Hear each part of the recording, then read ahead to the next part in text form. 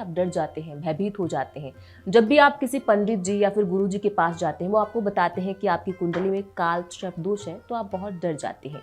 आपके जहन में बहुत सारे सवाल आते होंगे कि क्या ये सही है?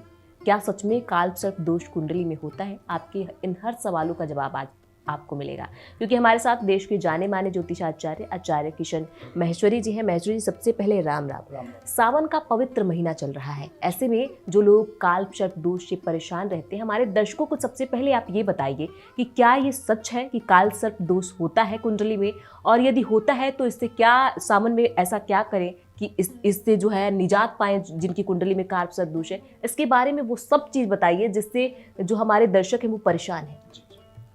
देखिए, सबसे पहले कालसर्प का एक भय ये दूर कर देते हैं कि कालसर्प नाम का कोई योग होता ही नहीं है। ये आप पीछे के जितने भी ग्रंथ आप उठा के देखेंगे, किसी में भी कालसर्प का कोई वर्णन नहीं है। अब ये कालसर्प कैसे बना, कैसे आ गया, कैसे प्रचलित हो गया, कैसे भय पैदा हो गया, किस तरह से लोग इससे डर रहे हैं, आज आपका डर भय दूर कर देते हैं। देखिए, राहु और केतु दो ग्रहों के माध्यम से कालसर्प योग का निर्माण होता है, जैसे कुछ विद्वानों ने अपना मत बताया है, उसके आधार पे हम बता रहे हैं। हम पर्सनल कालसर्प नहीं मानते हैं, परंतु इससे क्या बाधा आती है इस योग से, अगर ये योग भी है तो इससे क्या बाधा आती, क्या दिक्कत आती, वो आज हम आपको समझा देते हैं। राहु और केतु दो ग्रहों के बीच में सारी ग्रह आती हो तो कालसर्प योग का निर्माण होता है। अकेला राहु एक साइड हो या अकेला केतु एक साइड हो तो कालसर्प दोष का निर्माण होता है। अब राहु अगर उच्च का होता है हमारे मैथ के अनुसार तो वृष राशि मिथुन राशि में होता है, और केतु अगर उच्च का माना गया है तो वृश्चिक और मीन राशि में केतु को उच्च का माना गया है। अब आपको बताते हैं कालसर्प योग के विषय में विशेष। देखिए, कालसर्प होने का मतलब है कि वो आदमी जीवन में बहुत ऊंची उड़ान भरता है, किसी बड़े ओहदे पे जाता है।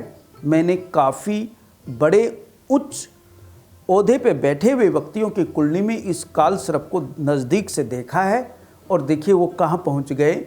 जैसे सचिन तेंदुलकर, उनकी कुंडली में कालसर्प योग है।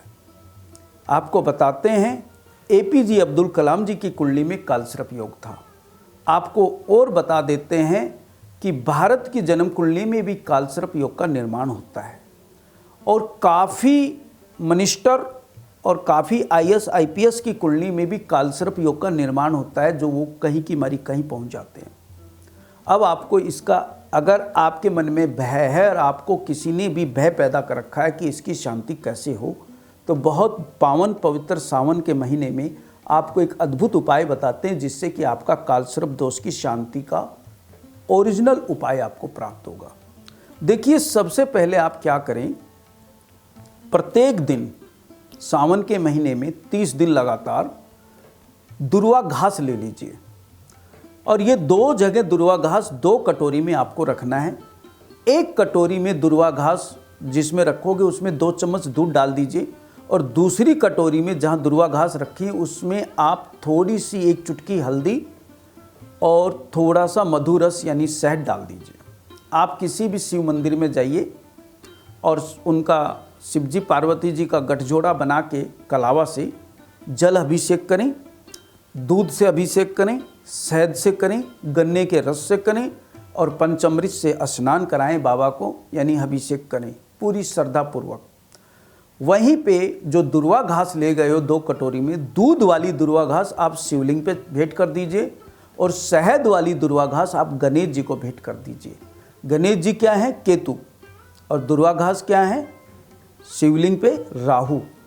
और 4 मूली साथ में लेके जाएं, जिसके पत्ते हटा करके आप चारों मूली शिवलिंग पर भेंट कर दीजिए। अगर यथाशक्ति आप धनवान हैं तो चांदी का नाग नागिन का जोड़ा ले जाइए, और किसी कारण से पैसे का अभाव है तो रांगे का नाग नागिन का जोड़ा मिलता है बाज़ार में बड़ा सस्ता, वो ले जाके आप शिवलिंग पे चढ़ा दीजिए, और वहीं आलती पालती मार करके आप शिवजी भगवान को राम राम सुनाइए 108। और उसके बाद अगर आप पढ़ सकते हैं, आपको ज्ञान है, तो विष्णु सहस्त्र का पाठ वहाँ सुनाएं। अगर आप सुनाने में असमर्थ हैं तो वहाँ किसी भी पंडित जी से 3 पाठ रोज करा लीजिए सावन के महीने में। एक गजेंद्र मोक्ष का पाठ, दूसरा राम रक्षा स्तोत्र का पाठ और तीसरा विष्णु सहस्त्र का पाठ। कैसा भी कालसर्प योग आपकी पत्रिका में है बिल्कुल शांत हो जाएगा। आजमाया हुआ प्रयोग आप लोग से शेयर किया है। आशा है आपको विशेष समझ में आया होगा। आप सभी को नमस्कार।